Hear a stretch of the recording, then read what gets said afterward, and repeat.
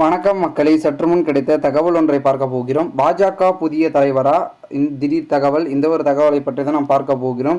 தகவலை பார்ப்பதற்கு முன்னதாக நீங்கள் நம்மளுடைய சேனலுக்கு புதிய பார்வையாளர்களாக இருந்தீர்கள் என்றால் மறக்காமல் நம்மளுடைய சேனலை சப்ஸ்கிரைப் செய்து வைத்துக் கொள்ளுங்கள். மக்களை, தற்பொழுது நடந்து முடிந்த மக்களவைத் தேர்தலில் இனதான் பெரும்பான்மையான வாக்குகளை இடங்களை பெறாவிட்டாலும் கூட கூட்டணியின் மூலமாக ஆட்சி அமைத்திருக்கும் நம்மளுடைய பாரதிய ஜனதா கட்சி மிகப்பெரிய அளவில் செயல்பட்டு கொண்டிருக்கிறது என்றே கூறலாம். இந்த ஒரு சமயத்தில் நம்மளுடைய பாரதிய ஜனதா தற்பொழுது தமிழகத்தில் என்னதான் நாங்கள் சீட்டுக்களை பெறலாம் கூட 11% வாக்குகள் இருக்குது, சதவீத கணக்கு அதிகமாக இருக்குது அப்படின்னு பார்த்திங்கன்னா சொல்லி கொண்டிருக்கிறார்கள்.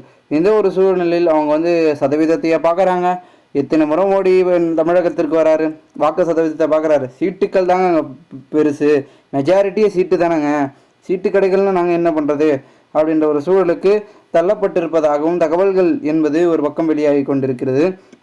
ஸோ இந்த ஒரு சூழலில் மிகப்பெரிய அளவில் பேசும் பொருளாக இருக்கக்கூடிய இந்த ஒரு விஷயங்கள் தற்பொழுது பெரும்பாலான கட்சியில் பார்த்திங்கன்னா எதனா ஒரு இடத்துல பெருசாக ஆதரவு கிட்டலன்னா அங்கே இருக்கக்கூடிய நிர்வாகிகளோ புள்ளிகளையோ மாவட்ட செயலாளர்களோ எல்லாருமே டோட்டலாக சேஞ்ச் பண்ணுறோம், வேற ஒரு பதவி கொடுத்துருவாங்க, இல்லை அவங்கள நீக்கிடுவாங்க, இல்லை வேறு கட்சிக்கு போயிடுவாங்க. அந்த மாதிரி ஒரு சூழல் இருக்கும்.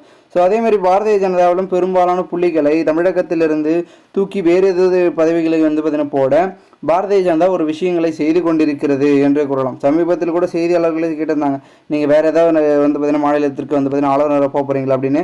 ஏன்பா என்னை தமிழகத்தில் விட்டு அனுப்பத்திலே இருக்கீங்களே அப்படின்னு அவர் கூட பார்த்திங்கன்னா ப்ரெஸ் மீட்டில் அப்படியே சொல்லிகிட்டே காரில் ஏறிந்தார். அது உங்களை எல்லாருக்கும் தெரியும்னு நினைக்கிறேன். ஸோ இந்த ஒரு சூழலில் தற்பொழுது நம்முடைய தமிழிசை அக்கா அவர்களுக்கு பெரும் விதத்தில் இருந்ததுனால அவங்க காங்கிரஸில் கூட போயிடுவாங்க அப்படின்ற பேச்சுக்களுக்கு இருக்குது. என்னதான் இருந்தாலும் அவங்க தான் முதல்ல தமிழகத்தில் ஒரு பெரும் விதத்தில் தாமரை மலர்ந்தே தீரும் என்று சொல்லி பெரும் விதத்தில் இதுக்கு முன்னாடி வரக்கூடிய நாடாளுமன்ற தேர்தலில் அதிமுகவுடன் கூட்டணி அமைத்து சிறப்பாக வெற்றி பெற்றிருந்தாங்க.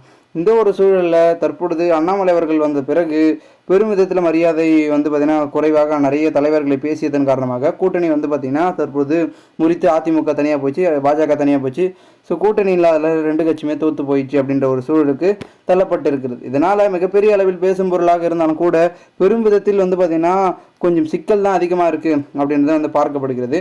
மேலும் இந்த ஒரு பெரும் தகவலை தாண்டி மேலும் அனைத்திந்திய அண்ணா திராவிட முன்னேற்ற கழகமாக இருக்கட்டும், பாஜகவாக இருக்கட்டும் பெரும் விதத்தில் இந்த ஒரு வேலையில் ஈடுபட்டிருக்கு. யார் யார் பார்த்திங்கன்னா அந்த இடத்துல ஆதரவு இல்லையோ அந்த தலைமையை மாற்றக்கூடிய முடிவில் ஈடுபட்டிருக்கு. பார்ப்போம் என்ன நடக்கிறது என்பதை. மேலும் இந்த ஒரு தகவலை குறித்து உங்களுடைய கருத்துக்களை கமெண்ட் மூலமாக தெரிவிங்கள். இது போன்று நீங்கள் அரசியல் சார்ந்த நிகழ்வுகளாம் தினசரி தெரிந்து கொள்ள நம்மளுடைய சேனலை சப்ஸ்கிரைப் பண்ணுங்கள். நன்றி, வணக்கம் மக்களே. நாம் அடுத்தடுத்த வீடியோவில் சந்திக்கலாம்.